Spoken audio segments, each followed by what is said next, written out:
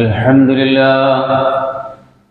لله نحمده ونستعينه ونؤمن به ونتوكل عليه ونعوذ بالله من شرور أنفسنا ومن سيئات أعمالنا من يهده الله فلا مضل له ومن يضلل فلا هادي له وأشهد أن لا إله إلا الله وحده لا شريك له وأشهد أن محمدا عبده ورسوله هو الذي أرسل رسوله بالهدى ودين الحق ليظهره على الدين كله ولو كره المشركون اللهم صل على محمد وعلى آل محمد كما صليت على إبراهيم وعلى آل إبراهيم وبارك على محمد وعلى آل محمد كما باركت على إبراهيم وعلى آل إبراهيم إنك حميد مجيد أما بعد فإن خير الحديث كتاب الله وخير الهدي هدي محمد صلى الله عليه وسلم وشر الأمور محدثاتها وكل محدثة بدعة وكل بدعة ضلالة أيها الناس أوصيكم وإياي أولا بتقوى الله يا أيها الذين آمنوا اتقوا الله حق تقاته ولا تموتن إلا وأنتم مسلمون أعوذ بالله من الشيطان الرجيم بسم الله الرحمن الرحيم يا أيها الناس اتقوا ربكم الذي خلقكم من نفس واحدة وخلق منها زوجها وبث منهما رجالا كثيرا ونساء واتقوا الله الذي تساءلون به والأرحام إن الله كان عليكم رقيبا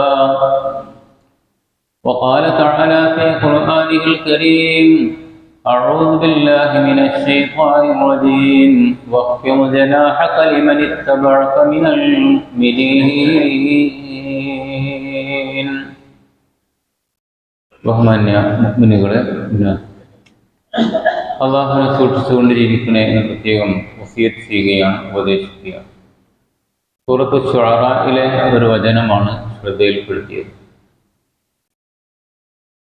സൂറത്തുൽ ബഖറയിലെ ഏറ്റവും കൂടുതൽ ആയത്തുള്ള സൂറത്താണല്ലോ അൽ ബഖറ. അതിൻ്റെ ശേഷം രണ്ടാമതായി ഏറ്റവും കൂടുതൽ ആയത്തുള്ള സൂറത്താണ് സൂറത്ത് ശുഅറ.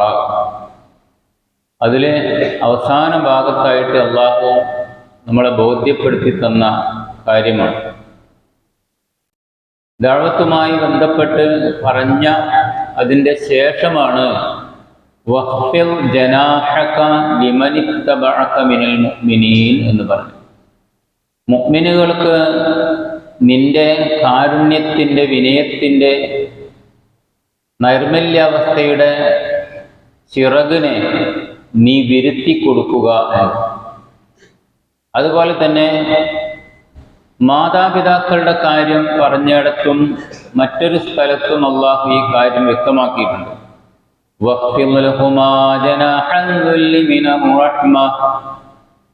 നിന്റെ കാരുണ്യത്തിന്റെ ചിറക് മാതാപിതാക്കൾക്ക് നീ വിരുത്തി കൊടുക്കുക. അതായത് വിശ്വാസ കാര്യങ്ങള് വളരെ കണിശമായി പാലിക്കുന്ന, ഇബാദത്തിന്റെ കാര്യങ്ങളും വളരെ കണിശമായി പാലിക്കുന്ന ആളുകൾ ഒരുപാട് നമ്മളുടെ കൂട്ടത്തിലുണ്ട്. അങ്ങനെ തന്നെ ആയിരിക്കണം. എന്നാൽ മുആമലാത്തിന്റെ, ഇടപഴകലുകളുടെ വിഷയങ്ങളിൽ ആളുകളുമായി പെരുമാറുമ്പോഴുണ്ടാകുന്ന സകലമാന കാര്യങ്ങളിലും ആ താല്പര്യം കാണുകയില്ല. അങ്ങനത്തെ ചില ആളുകളുണ്ട്. അതിൻ്റെ ഗൗരവം അറിയാത്തത് കൊണ്ടാണ്. അതുകൊണ്ട് നബി സല്ലല്ലാഹു അലൈഹി വസല്ലം പറഞ്ഞു, അൽ ഈമാനു ബിദ്ഉൻ വസബ്ഊന ശുഅബ فأفضلها قول لا إله إلا الله وأدناها إماطة الأذى عن الطريق والحياء شعبة من الإيمان. വിശ്വാസം എന്നത് 70 ചില്ലാനം ശാഖയാണ്. അതിലേറ്റവും ശ്രേഷ്ഠമായത് ലാ ഇലാഹ ഇല്ലല്ലാഹ്. വ അദ്നാഹ, അതിൽ താഴ്ന്ന വശമുണ്ട്, അതാണ് ഇമാതത്തുൽ അദാ അനിത് ത്വരീഖ്, വഴിയിൽ നിന്ന് ഉപദ്രവങ്ങൾ നീക്കൽ. നമ്മളെങ്ങനെയെങ്കിലും ചപ്പു ചവറ് ഇടലാൻ നോക്കുക, എന്നാൽ അങ്ങനെയല്ല, അത് ഒഴിവാക്കണം. ഒരു കുപ്പിച്ചില്ല്, ഒരാണി, കുറെ വേസ്റ്റുകൾ അത് കൊണ്ടുപോയി വഴിയിലേക്ക് തള്ളുക എന്നതല്ല ശരി. മറിച്ച് അത് എങ്ങനെയുണ്ട് ഒഴിവാക്കാൻ, അതുപോലും ഈമാനിന്റെ ഭാഗമാണ്. എന്നിട്ട് നബി പറഞ്ഞു, വൽ ഹയാഉ ശുഅബത്തുൻ മിനൽ ഈമാൻ. ലജ്ജ ഉണ്ടല്ലോ, അത് ശാഖയാണ്, എന്തിൻ്റെ? ഈമാനിന്റെ ശാഖയാണ്. അതും വിഷയമായി വിശാലമായി പഠിക്കാനുള്ളത്. അപ്പൊ ഞാൻ പറഞ്ഞു വന്നത്, ഇങ്ങനെ ഏറ്റവും ചെറിയ വിഷയങ്ങളിൽ വരെ ഈമാനിന്റെ വശങ്ങൾ ഉണ്ട് എന്നാണ്. അതുകൊണ്ടാണ് റസൂലുള്ളാഹി സ്വല്ലല്ലാഹു അലൈഹി വസല്ലം പറഞ്ഞത്, അക്മലുൽ മുഅ്മിനീന ഈമാനൻ അഹ്സനുഹും ഖുലുഖാ. വിശ്വാസത്തിന്റെ പൂർണ്ണത, അത് ഏറ്റവും നല്ല സ്വഭാവവും അതിൽ ഉൾക്കൊള്ളുന്നുണ്ട്. ആ സ്വഭാവം നന്നാകുമ്പോഴേ വിശ്വാസത്തിന്റെ പൂർണ്ണതയാവുകയുള്ളൂ എന്ന്. ഇന്നൽ മുഅ്മിന ലയുദ്രികു ബിഹുസ്നി ഖുൽഖിഹി ദറജത സ്വായിമിൽ ഖായിം. ഒരാൾ അയാളുടെ കൃത്യമായി നോമ്പനുഷ്ഠിക്കുകയും നമസ്കരിക്കുകയും ചെയ്യുന്ന ആളുകളുടെ പദവിയിലേക്ക് എത്തണമെങ്കിൽ അയാൾക്ക് ഏറ്റവും നല്ല സ്വഭാവം ഉണ്ടാകണം. അപ്പോ ഖുർആനും അത്തരം ആ രൂപത്തിൽ സ്വഭാവത്തിന്റെ വിഷയത്തിൽ എടുത്തു പറഞ്ഞ ആയത്തുകളുണ്ട്. ഞാൻ അതിലേക്ക് കടക്കുന്നില്ല. നബി സല്ലല്ലാഹു അലൈഹി വസല്ലമയെ പറ്റി പറഞ്ഞപ്പം വ ഇന്നക ലഅലാ ഖുലുഖിൻ അളീം, ഏറ്റവും നല്ല സ്വഭാവത്തിലാണ് താങ്കൾ എന്ന് പറഞ്ഞല്ലോ. ഇങ്ങനെ ഈ പല സ്വഭാവങ്ങളും ജീവിതത്തിൽ ഉണ്ടായിത്തീരണം, അപ്പോഴേ വിശ്വാസം പൂർണ്ണമാവും. അതുകൊണ്ടാണ് ഉദ്ഖുലൂ ഫിസ്സിൽമി കാഫ, ദീനിന്റെ എല്ലാ വശങ്ങളിലും നിങ്ങൾ പ്രവേശിക്കണം. എന്നിട്ട് തൊട്ടടുത്ത് പറഞ്ഞത് വലാ തത്തബിഉ ഖുതുവാതിശ് ശൈത്താൻ, അതില്ലെങ്കിൽ പിശാചിന്റെ പാതയിലേക്കാ പോവുക, അത് നിങ്ങൾ പിന്തുടരരുത് എന്ന് പറഞ്ഞു. അപ്പൊ അങ്ങനെ നമ്മൾ പരിശോധിക്കുമ്പോൾ എല്ലാ സ്വഭാവ സവിശേഷതകളും ഒത്തിണങ്ങിയ ആളായിരിക്കണം മുഅ്മിൻ. ആ മുഅ്മിനിന്റെ ജീവിതത്തിൽ ഉണ്ടാകേണ്ട ഏറ്റവും പ്രധാനപ്പെട്ട ഒരു ചെറിയ എന്നാൽ വലിയ, ചെറുത് എന്ന് നമുക്ക് തോന്നാവുന്ന ഒരു വിഷയവും എന്നാൽ ജീവിതത്തെ തന്നെ അങ്ങനെ തന്നെ മാറ്റിമറിക്കാനും അതുപോലെ മറ്റുള്ള ആളുകൾ ദീൻ വിലയിരുത്തപ്പെടാനും കാരണമാകുന്ന ഒരു വിഷയമാണ് അത്തവാദുർ, വിനയം. അതിനെ സംബന്ധിച്ചൊരൽപ്പം സൂചിപ്പിക്കാനാണ് ഞാൻ ഉദ്ദേശിക്കുന്നത്. വിനയം എന്ന് പറഞ്ഞാൽ അൽ ഇൻഖിയാദു എന്നാണ് അതിനെ ഇസ്ലാമിൽ പറഞ്ഞിരിക്കുന്ന വശം. അൽ ഇൻഖിയാദു ബിമാ ജാഅ ബിഹി റസൂലുള്ളാഹി സ്വല്ലല്ലാഹു അലൈഹി വസല്ലം, നബി കൊണ്ടുവന്ന കാര്യത്തിന് കീഴൊതുങ്ങുക എന്നത്. അപ്പൊ ആ നിലക്ക് വിനയം ഏതെല്ലാം തലങ്ങളിലേക്ക് കടക്കണം, അവിടെയൊക്കെ എത്തിപ്പെടണം നമ്മൾ. അതിനെന്ത് വേണം? ഹൃദയത്തിന് വിശാലത വേണം. റബ്ബിശ്റഹ് ലീ സ്വദ്രീ, അറിയാവുന്ന പ്രാർത്ഥന. ആരാ പ്രാർത്ഥിച്ചത്? മൂസാ നബി അലൈഹിസ്സലാത്തു വസ്സലാം. അള്ളാഹുവിന്റെ ഹൃദയത്തിൽ നീ വിശാലത നൽകണേ. അതില്ലാത്തടത്തോളം ഈ വിനയം എന്ന സ്വഭാവം ഒരാളുടെ ജീവിതത്തിൽ ഉണ്ടാവില്ല. അതിന് റബ്ബിന്റെ ഒരു പ്രത്യേകമായ വരദാനം, കാരുണ്യമാണ്. ഫബിമാ റഹ്മത്തിൻ മിനല്ലാഹി ലിൻത ലഹും വലൗ കുൻത ഫളൻ ഗലീദൽ ഖൽബി ലൻഫളൂ മിൻ ഹൗലിക്. പ്രവാചകരെ, അല്ലാഹുവിന്റെ കാരുണ്യം ഒന്നുകൊണ്ട് മാത്രമാണ് അങ്ങ് അവരോട് ലീനായി, വിനയാന്വിതനായി, സൽസ്വഭാവത്തോടെ ആളുകളോട് ആ നിലക്ക് കൃത്യമായും പെരുമാറിയത്. വലൗ കുന്ത ഫളൻ ഗലീദൽ ഖൽബി, അങ്ങ് പരുഷ സ്വഭാവവും ഹൃദയ കാഠിന്യവുമുള്ള ആളായിരുന്നുവെങ്കിൽ ലം ഫളൂ മിൻ ഹൗലിക്, ആരും നബിയുടെ കൂടെ ഉണ്ടാവുമായിരുന്നില്ല. അപ്പൊ അത്രയും കൃത്യമായി ശ്രദ്ധിച്ചുകൊണ്ട് ജീവിതത്തിൽ ഉണ്ടാകേണ്ട ഒരു കാര്യമാണ്. അപ്പൊ ഇബാദത്തിന്റെ കാര്യത്തിൽ നിർവചനം തന്നെ നോക്കിയാൽ നമുക്ക് കാണാൻ കഴിയും. അഖ്സാ ഗായത്തുൽ ഖുദൂഇ വത്തദല്ലുലി എന്നാണല്ലോ. കീഴ്പ്പെടലിന്റെ, വിനയത്തിന്റെ അങ്ങേയറ്റത്ത് നിന്നാണ് ഇബാദത്ത് ഉണ്ടാകുക. അപ്പൊ അള്ളാഹുവിന് കീഴൊതുങ്ങുക എന്നത് ഇബാദത്ത് സ്വീകരിക്കപ്പെടാൻ മനുഷ്യന്റെ മനസ്സ് ആ നിലക്ക് അള്ളാഹുവിലേക്ക് സമർപ്പിച്ചുകൊണ്ടായിരിക്കണം ഇബാദത്ത് ചെയ്യേണ്ടത് എന്ന്. ഇനി ഇത് അള്ളാന്റെ കൽപ്പനയാണോ? കൽപ്പനയാണ്. കാരണം നബി സല്ലല്ലാഹു അലൈഹി വസല്ലം പറയുന്നത് കാണാം, ഇന്നല്ലാഹ ഔഹാ ഇലയ്യ, അള്ളാഹ് എനിക്ക് വഹീ നൽകിയിട്ടുണ്ട്, അൻ തവാളഉ, നിങ്ങൾ വിനയാന്വിതരാകണേ, കൽപ്പനയാണത്. വലാ യഫ്ഖർ അഹദുൻ അലാ അഹദിൻ, അതിന് നേരെ ഓപ്പോസിറ്റ് അത്. നിങ്ങൾ ഒരാളും മറ്റൊരാൾക്ക് മേലെ ദുരഭിമാനം നടിക്കരുത്, മേലെ കയറി നിൽക്കരുത്. വലാ യബ്ഗി അഹദുൻ അലാ അഹദ്, ഒരാളും വേറെ ആൾക്ക് നേരെ അതിക്രമം കാണിക്കുകയും ചെയ്യരുത്. അപ്പൊ അത് റബ്ബിന്റെ കൽപ്പനയാണ്, വിനയാന്യരായി ജീവിക്കണം എന്നത്. അതുകൊണ്ടാണ് വലാ തുസഇർ ഖദ്ദക ലിന്നാസി വലാ തംശി ഫിൽ അർളി മർഹാ, നിന്റെ കവിള് വികൃതമാക്കി കാണിച്ചുകൊണ്ട് ജനങ്ങളെ മൈൻഡ് ചെയ്യാത്ത നിസ്സാരന്മാരാക്കിക്കൊണ്ടുള്ള നിന്റെ പെരുമാറ്റം പാടില്ല എന്ന് പറഞ്ഞു. അങ്ങനെ ഉണ്ടല്ലോ, ഒരു മൈൻഡ് ചെയ്യാത്ത ഓനക്കാരൻ, ഞാനൊക്കെ ഓനേക്കാൾ, അങ്ങനെ ഉണ്ടല്ലോ, ആ ഒരു നിലപാട്, അതൊരിക്കലും പാടില്ല. അതുകൊണ്ട് അത് പാടില്ല എന്ന് പറഞ്ഞത് കാണാം. ഇനി നമ്മൾ റസൂലുള്ളാഹി സ്വല്ലല്ലാഹു അലൈഹി വസല്ലമ ഈ കാര്യം വിശദീകരിച്ച അതിന്റെ മഹത്വം പറഞ്ഞ ഒരു ഹദീസ് നമ്മൾ മനസ്സിലാക്കുക. മാ നഖസത് സദഖത്തും മിൻ മാലിൻ, സദഖ ചെയ്താൽ സമ്പത്ത് കുറഞ്ഞുകൂല. വമാ സാദല്ലാഹു അബദൻ ബിഅഫ്വിൻ ഇല്ലാ ഇസ്സാ, വിട്ടുവീഴ്ച ചെയ്താൽ അയാൾക്ക് ഉന്നതി ഉണ്ടാവുകയേ ഉള്ളൂ. മൂന്നാമത്തത് വമാ തവാളഅ അഹദുൻ ഇല്ലാ റഫഅഹുല്ലാഹ്, വിനയാന്വിതനായിട്ടുണ്ടെങ്കിൽ അള്ളാഹു അയാളെ ഉയർത്തും. നോക്കിക്കോ, വിനയാന്വിതനായിട്ടുണ്ടെങ്കിൽ അയാളെ അള്ളാഹു ഉയർത്തും. അതുകൊണ്ട് തന്നെ ഇത് നിന്ദ്യതയല്ല, മനസ്സിലായോ? മറിച്ച് ഉയർച്ചയാണ് ഈ വിനയം എന്നത്. ഞാൻ വിഷയത്തിലേക്ക് വരാം. ചില കാര്യങ്ങൾ, കുടുംബത്തിലെ ഏറ്റവും പ്രധാനപ്പെട്ട ഒരു വിഷയമാണ് ഭാര്യയുമായിട്ടുള്ള സമീപനം. അവിടെ അവന്റെ അധികാരവും പ്രയോഗിക്കുക. ഞാൻ സൂചിപ്പിച്ചിട്ടുണ്ട് ഖുതുബയിൽ, അധികാരം പ്രയോഗിക്കുന്നതിന് പകരം നബി സല്ലല്ലാഹു അലൈഹി വസല്ലമ എങ്ങനെയായിരുന്നു എന്ന് ആയിഷ റളിയല്ലാഹു അൻഹ പറയുന്നുണ്ട്.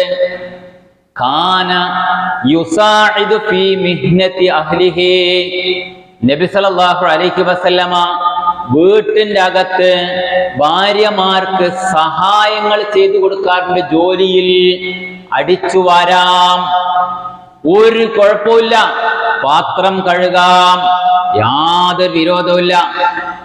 അത് ആ തലങ്ങളിലേക്ക് താഴണം. നിങ്ങളൊന്ന് ചിന്തിച്ചു നോക്ക്. ഒന്നോ രണ്ടോ കുട്ടികൾ, 4 വയസ്സുള്ള അല്ലെങ്കിൽ 6 വയസ്സുള്ള ചെറിയ മക്കള്, അതിനെ 2 എണ്ണത്തിനെ മദ്രസ പറഞ്ഞേക്കണം. മൂന്നാമത്തത് ഇവള് ഗർഭിണിയാണ്, വീട്ടിലുള്ള പണികൾ മുഴുവനുണ്ട്. നേരം വെളുത്ത് ആ 6 മണി 7 മണിയാകുമ്പോഴേക്ക് മക്കളൊക്കെ റെഡിയാക്കി അവരെല്ലാ കാര്യങ്ങളും, വസ്ത്രവും കാര്യങ്ങളും ഒക്കെ റെഡിയാക്കി വെച്ച് അവളുടെ പഠനോപകരണങ്ങൾ വരെ ഈ പെണ്ണ് 4:30 മണിക്ക് എഴുന്നേറ്റ് ചെയ്തിട്ട് ഇവൻ അവിടെ കിടക്കുക, ഒരു സഹായവും ചെയ്യാത്തവനായിരിക്കും. കാരണം അതോളം ബാധ്യതയാണ്. ഞാൻ ആരാ ഒക്ക് വേണ്ടി കീഴൊടുങ്ങുണ്ടേനാ? അങ്ങനത്തെ ആവശ്യമൊന്നും എനിക്കില്ല എന്ന നിലപാടിൽ ഹുങ്കോടുകൂടി വിനയം പ്രകടിപ്പിക്കാതെ ജീവിക്കുന്നുവെങ്കിൽ ആ പെണ്ണിന്റെ മനസ്സ് എത്രമാത്രം നൊമ്പരപ്പെടുന്നുണ്ടാവും പറയാൻ പറ്റുമോ? ഉറക്കെ പറഞ്ഞാൽ തലാക്കാവും. പേടിയായിട്ട് ആ സാധു മിണ്ടൂല. നിങ്ങൾ ചിന്തിച്ചു നോക്ക്. ഇവിടെയൊക്കെ നമ്മൾ താഴോട്ടിറങ്ങണം. അവർ നബി സല്ലല്ലാഹു അലൈഹി വസല്ലം അങ്ങനെ ചെയ്തിരുന്നു. അന്ന് വിറക് കൊണ്ടുവന്നിരുന്നു റസൂലുള്ളാഹി. അന്ന് അതിന്റെ ആവശ്യമൊന്നുമില്ല. ഇന്ന് ഗ്യാസ് സൗകര്യം ഉള്ളത് കൊണ്ട് നിമിഷങ്ങൾക്കകം അത്തരം കാര്യങ്ങളിലൊക്കെ സഹായിക്കാം. എങ്ങനെ സഹായിക്കാൻ കഴിയുമോ അങ്ങനെ സഹായിക്കാം. ഇപ്പൊ നമ്മള് ഒരു ബൈക്കും കൂടി വാങ്ങിക്കൊടുത്തുകൊണ്ട് എന്തേ കുട്ടികളെ കൊണ്ടാക്കാൻ ഞാൻ മദ്രസയിൽ എന്ന് പെണ്ണിനോട് ചോദിച്ചു ഒന്നുകൂടി നമ്മൾ നമ്മളുടെ തന്റെ ഇടം കാണിക്കുന്നിടത്തേക്കാ നീക്കം. പക്ഷേ നമ്മൾ മനസ്സിലാക്കേണ്ടത് ഇവിടെ ഒരു വിശ്വാസി അയാളുടെ വിനയത്തിന്റെ അങ്ങേയറ്റം പ്രകടിപ്പിക്കേണ്ട ഒരു വശം ജീവിതത്തിൽ ഉണ്ടാകണം. ആയിഷ റളിയല്ലാഹു അൻഹയെ നബിയേക്കാൾ എത്ര പ്രായം കുറഞ്ഞതെ ഞാൻ സൂചിപ്പിച്ച ഓർമ്മയുണ്ടല്ലോ. കൈഫതീക്കും, നിങ്ങളെന്നാ വിളിച്ചിരുന്നത്, നിങ്ങളെ അവസ്ഥ എന്താണ് ആയിഷ റളിയല്ലാഹു അൻഹ ചോദിച്ചിരുന്നത്. ആയിഷ റളിയല്ലാഹു അൻഹയോട് റസൂലുള്ളാഹി ചോദിക്കുന്നത് നിങ്ങളുടെ സ്ഥിതി എന്താണ്. നമുക്ക് ചിന്തിക്കാൻ കഴിയുന്ന വിനയം എത്രമാത്രം താഴോട്ട് ഇറങ്ങിയിട്ടുണ്ട്. എന്തൊരു സ്നേഹം ഉണ്ടാവും നിങ്ങൾ വിചാരിക്കുന്നത്. ഈ സ്നേഹം എന്ന് കുടുംബജീവിതത്തെ പറ്റി പരാമർശിക്കും സൂചിപ്പിക്കാൻ, സ്നേഹം എന്ന് പറഞ്ഞത് അങ്ങോട്ട് കൊടുത്താലേ അങ്ങോട്ട് കിട്ടൂ. അതിന് അവർ പിന്നെ ആ സ്ത്രീയെ സംബന്ധിച്ചിടത്തോളം എത്രമാത്രം നമ്മളെ ബഹുമാനിക്കുന്നുണ്ട്. അതിനുള്ള ഒരു ആദരവ്, ഒരു വിനയം നമ്മളുടെ ഭാഗത്ത് നിന്നുണ്ടാണ്. വലാ യുക്രിമുഹാ ഇല്ല കരീമുൻ, മാന്യനല്ലാതെ അവളെ ആദരിക്കുകയില്ല എന്ന് റസൂൽ പഠിപ്പിക്കുന്നത്. അപ്പൊ ഞാൻ ആ വിഷയത്തിലേക്ക് പോകുന്നില്ല. നേരെ തിരിച്ചുകൊണ്ട് അവർക്ക് നിങ്ങളോട് ബാധ്യതയുണ്ട്, സ്ത്രീകൾക്ക് നിങ്ങളോട് ബാധ്യതയുണ്ട്, കടപ്പാടുകളുണ്ട്. വിനയത്തോടെ ആയിരിക്കണം അവൾ പെരുമാറേണ്ടത്. ഇന്ന് നിയമമൊക്കെ സ്ത്രീകളുടെ ഭാഗത്താ, അതുകൊണ്ട് ഇത്തിരി തണ്ടാണ്. ആ തണ്ട് ഉപയോഗിച്ച് അവൾ ഇങ്ങോട്ട് അവളുടെ വിനയം പ്രകടിപ്പിക്കുന്ന രൂപത്തിലുള്ള കാര്യം ചെയ്യാത്ത സാഹചര്യമാണുള്ളതെങ്കിൽ അവളും ശ്രദ്ധിക്കേണ്ടതുണ്ട്. എല്ലാവരിലും ഉണ്ടാകേണ്ട വളരെ പ്രധാനപ്പെട്ട ഒരു കാര്യമാണ്. അതുകൊണ്ടാണ് റസൂലുള്ളാഹി സ്വല്ലല്ലാഹു അലൈഹി വസല്ലം പറഞ്ഞത് ഖിയാറുക്കും ലിനിസാഇക്കും നിസാഇഹിം ഖുലുഖാ. നിങ്ങളെ പെണ്ണുങ്ങൾക്ക് നിങ്ങൾ നല്ലതാണോ സ്വകാര്യ ചോദിച്ചു നോക്കി എന്നാ അറിയാം. ആൾക്കാരെ മുമ്പ് നോക്കെ പറയും അതിന്റെ ഭർത്താവ് വല്ലാത്ത ഭർത്താവ് നല്ല മനുഷ്യനാണ്. പക്ഷേ നേർക്ക് നേരെ അവളുടെ മനസ്സ് വായിക്കാൻ കഴിയണം. അപ്പോൾ മറുപടി പറയും നിങ്ങൾ തിന്നെ സ്വഭാവമുണ്ട്, നിങ്ങൾ ഇങ്ങനെയാണ്. അപ്പൊ അതുകൊണ്ട് വിനയം എന്നത് വളരെ പ്രധാനപ്പെട്ടതാണ്. അത് കൂട്ടുകാരോട് കുടുംബക്കാരോട് എന്നത് വളരെ പ്രധാനപ്പെട്ടതാണ്. ഇനി നബി സല്ലല്ലാഹു അലൈഹി വസല്ലമ കുട്ടികളോട് വിനയം കാണിച്ച ചരിത്രം നമുക്കറിയാലോ. അവർക്ക് സലാം ചൊല്ലിയിരുന്നു. സ്വന്തം മക്കളല്ല, അല്ലാത്ത സ്വന്തം മക്കളോട് നമ്മൾ എന്ത് ചെയ്യും, അവിടെ ചോലെടുത്തും കളിപ്പിക്കുകയൊക്കെ ചെയ്യും. അത് മാത്രമല്ല, മറ്റ് കുട്ടികളോട് നബി സല്ലല്ലാഹു അലൈഹി വസല്ലമ സലാം ചൊല്ലുകയും ഇർമു അനമഴക്കും, നിങ്ങൾ കളിക്ക്, ഞാൻ നിങ്ങളെ കൂടെ ഉണ്ട് എന്ന് പറഞ്ഞുകൊണ്ട് കുട്ടികളുടെ ഇടയിലേക്ക് ഇറങ്ങിച്ചെല്ലുന്ന വിനയത്തിന്റെ ഉടമയായിരുന്നു നബി. കണ്ണുരുട്ടി പേടിപ്പിക്കുന്ന അല്ല, മറിച്ച് വിനയത്തിന്റെ ഉടമയായിരുന്നു. അതിനു മാത്രം അവരെ പരിഗണിക്കുമായിരുന്നു എന്ന്. എന്തൊരു സ്നേഹമായിരിക്കും ആ കുട്ടിക്ക് നമ്മളോട്, അല്ലേ? നമ്മൾ വരുന്ന സമയത്ത് ഇന്ന ആളാണ്, അയാൾ നമ്മളോട് ദേഷ്യം പിടിക്കൂല, ആൾ നല്ല മനുഷ്യൻ, അന്ന് നമുക്ക് ഇങ്ങനെയൊക്കെ പറഞ്ഞെന്നില്ല, കളിക്കാൻ കൂടിയില്ല, എന്തൊരു നല്ല മനുഷ്യൻ. അവരോട് ആ നിലക്ക് ചില ഉപദേശങ്ങൾ കൊടുത്തുവെക്ക്. നിങ്ങൾ സലാം പറഞ്ഞ് മടക്കിയപ്പോൾ വഅലൈക്കും അസ്സലാം എന്ന് മാത്രം പറ, വറഹ്മത്തുള്ളാഹി എന്ന് കൂടി പറയണം എന്നൊന്ന് സൂചിപ്പിച്ചു വെക്ക്. അവർക്ക് നമ്മളോട് വല്ലാത്ത ഇഷ്ടമായിരിക്കും. ഇനി മറ്റൊന്ന്, അങ്ങനെ ഓരോ കാര്യങ്ങളിൽ നബി സല്ലല്ലാഹു അലൈഹി വസല്ലമയെ സംബന്ധിച്ചിടത്തോളം ചെറുപ്പത്തിൽ തന്നെ ആടിനെ വെച്ച് ജീവിച്ചു. അതിൽ നബി ഏറ്റവും വിനയാന്വിതമായ നിലപാടിൽ ജീവിക്കാൻ നബിക്ക് സാധിച്ചിട്ടില്ലേ? കഅബാലയം പടുത്തുയർത്തുന്നതിൽ നബി കല്ല് ചുമന്ന് കൊണ്ടുപോയി കൊടുത്തിട്ടില്ലേ? ചെറുപ്പത്തില്, വളരെ ചെറുപ്പത്തില്. എത്ര വിനയാന്വിതമായ ഒരു ജീവിതമാണ് റസൂലുള്ളാഹി സ്വല്ലല്ലാഹു അലൈഹി വസല്ലം നയിച്ചിട്ടുള്ളത്. ദരിദ്രരുടെ കൂടെ, പട്ടിണിക്കാരുടെ കൂടെ, പ്രശ്നങ്ങളിലും പ്രയാസങ്ങളിലും വിഷമിക്കുന്നവരുടെ കൂടെ, രോഗസന്ദർശനത്തിന് നമ്മളെ കൂട്ടത്തിൽ ഒരുപാട് ആളുകൾ അങ്ങനെ പോകുന്നവരുണ്ട്. രോഗികളെ സന്ദർശിക്കാനും അവരുടെ പ്രശ്നങ്ങളെ പരിഹരിക്കാനും താഴോട്ടിറങ്ങി പ്രവർത്തിക്കുന്ന, അത് വിനയമുള്ള ആളുകൾക്ക് അതിന് സാധിക്കൂ. അതുപോലെ തന്നെ ആളുകൾ നബി സല്ലല്ലാഹു അലൈഹി വസല്ലം അടുക്കൽ മുളർ ഗോത്രത്തിലെ VIP-കളായ ആളുകൾ വന്നല്ലോ. അപ്പോഴൊക്കെ നബി ആരുടെ കൂടെയായിരുന്നു? ഖബ്ബാബ് റളിയല്ലാഹുവിന്റെ കൂടെ. അവിടെ ദരിദ്രരായ പാവപ്പെട്ട വിഷമിക്കുന്ന മനുഷ്യന്മാരുടെ കൂടെ വിയർത്തൊലിച്ച ആ വസ്ത്രത്തിൽ ഈത്തപ്പനയുടെ ഓല കൊണ്ട് പായമടഞ്ഞുകൊണ്ടിരുന്ന അവരുടെ കൂടെ നബി ഇരിക്കുന്നു. അപ്പോഴും മുളർ ഗോത്രക്കാർ പറഞ്ഞല്ലോ, മുഹമ്മദേ, ഇവരുടെ കൂടെയാണോ നീ ഇരിക്കുന്നത്? നിനക്ക് നാറ്റമില്ലേ? ഞങ്ങൾ VIP-കളാണ്, മുളർ ഗോത്രത്തിലെ VIP-കളാണ്, മനസ്സിലായില്ലേ? പക്ഷേ നബി സല്ലല്ലാഹു അലൈഹി വസല്ലം അവിടുന്ന് അവരെ ഒഴിവാക്കി പോയോ? ഇല്ല.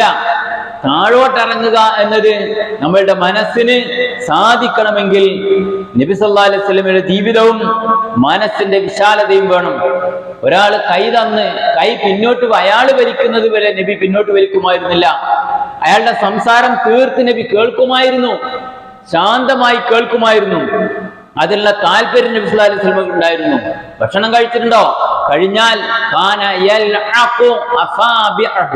വിരലുകൾ നക്കും. നബിയുടെ ശരിയാണത്. ഒരിക്കൽ ഉമർ ഇബ്നു ഖത്താബ് റളിയല്ലാഹു അൻഹു ഒരു കല്യാണ സദസ്സിലിരിക്കുകയാണ്, ഒരു മഅ്ദബത്തിൽ, സദ്യയിൽ. അപ്പോ ഉമർ ഇബ്നു ഖത്താബ് റളിയല്ലാഹു അൻഹു ഭക്ഷണം കഴിച്ചു കഴിഞ്ഞ് കൈ നക്കാൻ തുടങ്ങി. ഇത് കണ്ടപ്പം കൂട്ടത്തിലുള്ള ആളുകൾ ഉമർ എന്താ ഷെയിം, എന്തൊരു പണിയെടുക്കുന്ന ആൾക്കാരെടുത്ത് കൈ നക്കുക. അപ്പൊ ഉമർ റളിയല്ലാഹു അൻഹു മറുപടി എന്താ? അത്റുകു സുന്നത ഹബീബി ലിഹൗലാഇൽ ഹംഖാ. ഈ വിവരദോഷികളായ ആൾക്കാരുടെ മുമ്പിൽ എന്റെ ഹബീബായ റസൂലുള്ളാഹിയുടെ സുന്നത്ത് ഞാൻ ഉപേക്ഷിക്കണം ഞങ്ങൾ പറയുന്നത്? നിങ്ങൾ ചിന്തിച്ചു നോക്ക്, എന്തൊക്കെ വിഷയം അതിലുണ്ട്. ആദർശം മുറുക്കി പിടിക്കുന്നു, ആരുടെ മുമ്പിൽ അത് പ്രകടിപ്പിക്കുന്നു, ഭക്ഷണത്തിനോടുള്ള വിനയം പ്രകടമാക്കുന്നു, നബിയുടെ സുന്നത്ത് ഒരു കാരണവശാലും ആൾക്കാരുടെ മുമ്പിൽ ഉപേക്ഷിക്കില്ല എന്ന് പ്രഖ്യാപിക്കുന്നു. മാത്രമല്ല നബി പറഞ്ഞല്ലോ, ലാ യദ്രി ഫി അയ്യിഹ ബർക, ഏത് ഭക്ഷണത്തിലാ ബർക്കത്തുള്ളതെന്ന് അറിയില്ല. നമ്മളോ കല്യാണ സദസ്സിലോ അല്ലെങ്കിൽ ഏതെങ്കിലും സദ്യകളിലോ കഴിഞ്ഞാൽ കൈമലുണ്ടാവും ഒരാൾക്ക് തിന്നാനുള്ള ഭക്ഷണം, അത് അങ്ങനെ തന്നെ കൊണ്ടുപോയി തട്ടും, കഴുകും, പാത്രത്തിലുണ്ടാവും. അത് തുടച്ച് വൃത്തിയാക്കി നാവ് ഉപയോഗപ്പെടുത്തി ആ ഭക്ഷണത്തെ വയറ്റിലേക്കാക്കുന്ന പരിപാടിയില്ല. അത് ഷെയിമായി കാണുക. ഇങ്ങനെയുണ്ട് കുറെ ആൾക്കാർ. അതുകൊണ്ട് ഭക്ഷണം കഴിക്കുമ്പോൾ പോലും നബി സല്ലല്ലാഹു അലൈഹി വസല്ലമ ആ കൃത്യമായ നബിയുടെ വിനയം പ്രകടമാക്കിയിരുന്നു എന്ന് ഹദീസുകളിൽ കാണാം. ഇനി അതുപോലെ ഒരുപാട് സഹാബത്തിനെ സംബന്ധിച്ചിടത്തോളം അവരും ഇതേ രൂപത്തിലുള്ള കാര്യം കൃത്യമായും ജീവിതത്തിൽ പ്രാവർത്തികമാക്കിയിരുന്നു എന്നും കാണാം. ഖലീഫയായി ഭരണാധികാരം ഏറ്റെടുത്ത അബൂബക്കർ റളിയല്ലാഹു അൻഹുവിനോട് ഒരു കിഴവിയായ പെണ്ണ് അദ്ദേഹം ഖലീഫയായി എന്ന് പറഞ്ഞപ്പോൾ ചോദിച്ചല്ലോ, ഇനി ആരാണ് എന്റെ ആടിനെ കറന്നു തരാനുള്ളത്? ആരാണ് എന്റെ ആടിനെ എനിക്ക് കറന്നു തരാനുള്ളത്? നോക്കുങ്ങള്. അപ്പോഴും അബൂബക്കർ റളിയല്ലാഹു അൻഹു മറുപടി പറഞ്ഞു, ഈ അബൂബക്കർ ഇവിടെ ഉണ്ട്, ഖലീഫയാണെങ്കിലും ആ പണി ചെയ്തു തരാൻ ഇവിടെ ഉണ്ട് എന്ന്.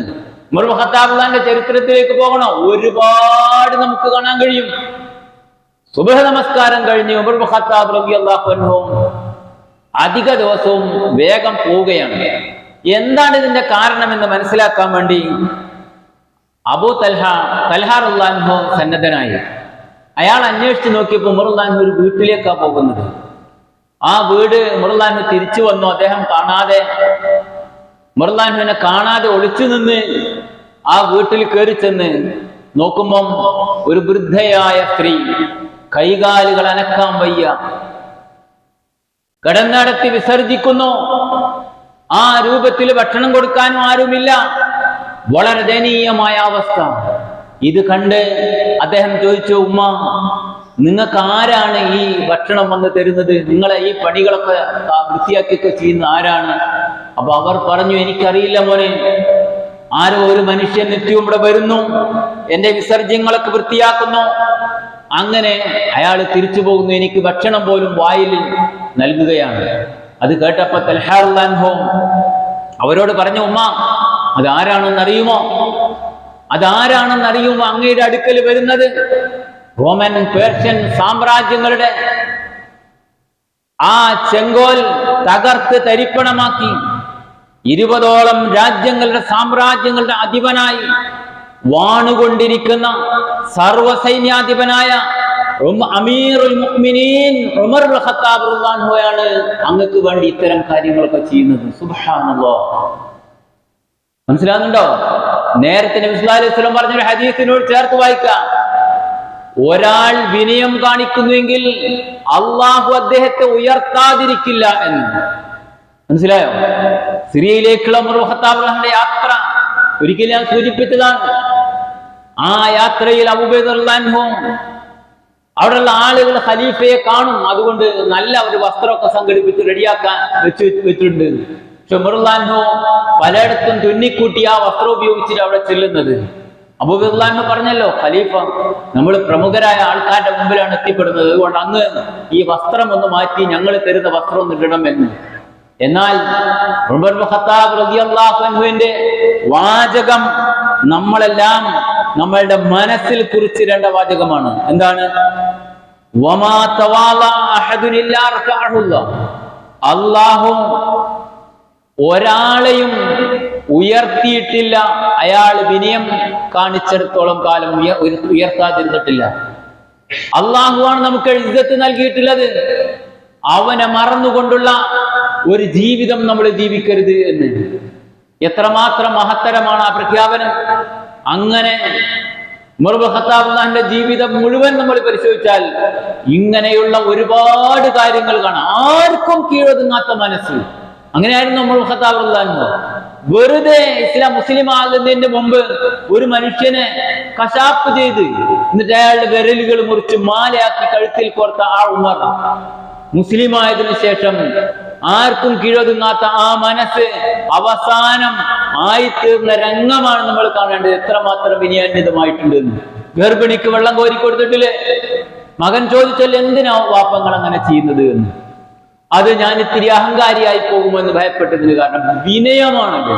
ആ വിനയം കൊണ്ട് മനുഷ്യനെ അള്ളാഹു ഉയർത്തും മുഅ്മിനിനെ എന്നതാണ്.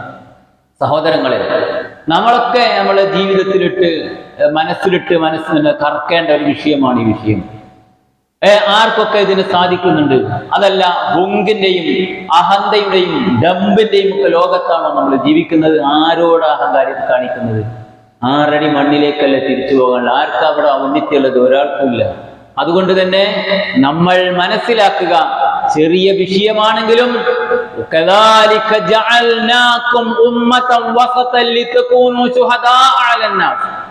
ഇങ്ങനെ നിങ്ങളെ ഒരു മധ്യമ സമുദായമാകണം. നിങ്ങളെ ജനങ്ങൾ വീക്ഷിക്കുന്നുണ്ട്, ജനങ്ങൾക്ക് സാക്ഷികളാണ് നിങ്ങൾ. ഉമർ ഇബ്നു ഖത്താബ് റളിയല്ലാഹുവിന്റെ കൈ തലയാണ് വെച്ച് കടമിറങ്ങിയ സംഭവമല്ലേ? അറിയാവുന്നതാണല്ലോ. സിറിയയിൽ നിന്ന് വന്ന ഒരു മനുഷ്യൻ, അയാൾ ഇത് കണ്ടിട്ട് ഇത്ര വിനയത്തോടുകൂടി ജീവിതത്തെ ആ നിലക്ക് കാണുന്ന ആ മതമേതാണെന്ന് ചോദിക്കുകയാണ്. അപ്പോഴാണ് ഇസ്ലാമാണെന്ന് മനസ്സിലാകുന്നത്. എങ്കിൽ ആ മതം ഞാൻ അവലംബിക്കാൻ തയ്യാറാണ്. ആൾ മുസ്ലിം ആവുകയാണ്. അപ്പൊ അതുകൊണ്ട് ഈ ശുഹദാ അലന്നാസ് എന്ന വശം ഇതിലൊക്കെ ഉണ്ട്. നമ്മളെ കണ്ടിട്ട് വേണം ആൾക്കാർക്ക് ഇസ്ലാമിലേക്ക് വരാൻ. അല്ലാഹു സുബ്ഹാനഹു വ തആല സൂക്ഷ്മമായി ഇത്തരം കാര്യങ്ങൾ മനസ്സിലാക്കാനും ജീവിതത്തിൽ അത് പ്രാവർത്തികമാക്കുന്നതിൽ പെടാനും നമ്മെ എല്ലാവരെയും അനുഗ്രഹിക്കുമാറാകണം.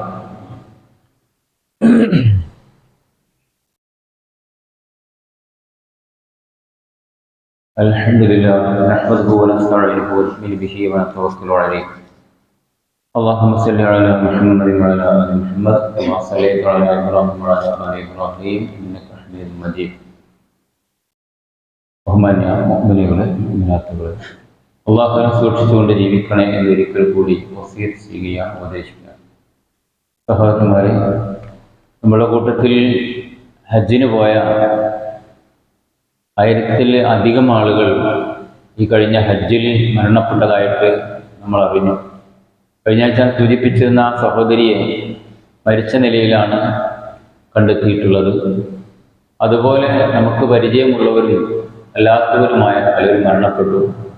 ഇതിനെ പരിഹസിക്കുന്ന ചില ആളുകളുണ്ട്. പക്ഷേ അവരെ നമുക്ക് വിട്ടുകളയാം. കാരണം ലോകത്ത് മരണം എന്നത് ജനിച്ചു കഴിഞ്ഞാൽ അല്ലാഹു വിധിച്ച കാര്യം തന്നെയാണ്.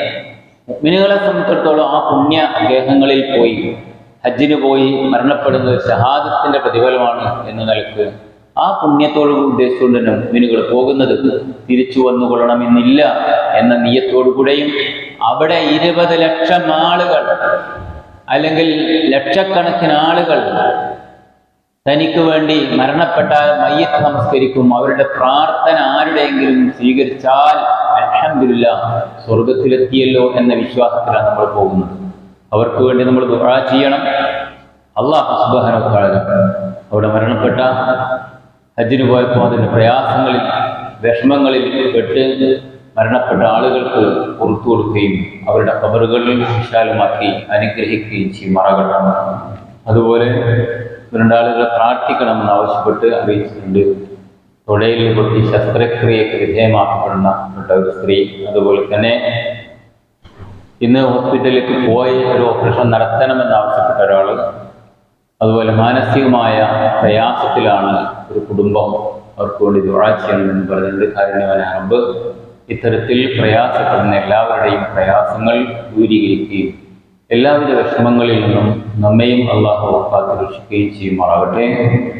അതുപോലെ നമ്മുടെ എല്ലാ സൽക്കർമ്മങ്ങളും ഇബാദത്തുകളും അള്ളാഹു സ്വീകരിക്കുകയും മുഅ്മിനായി ജീവിച്ച് മരിച്ചു പോകാൻ അള്ളാഹു നമ്മെ അനുഗ്രഹിക്കുകയും ചെയ്യുമാറാകട്ടെ. اللهم اغفر للمؤمنين والمؤمنات والمسلمين والمسلمات الأحياء منهم والأموات إنك مجيب الدعوات ويا قاضي الحاجات. ربنا آمنا فاغفر لنا ذنوبنا وكفر عنا سيئاتنا وتوفنا مع الأبرار. ربنا تقبل منا إنك أنت السميع العليم وتب علينا إنك أنت التواب الرحيم.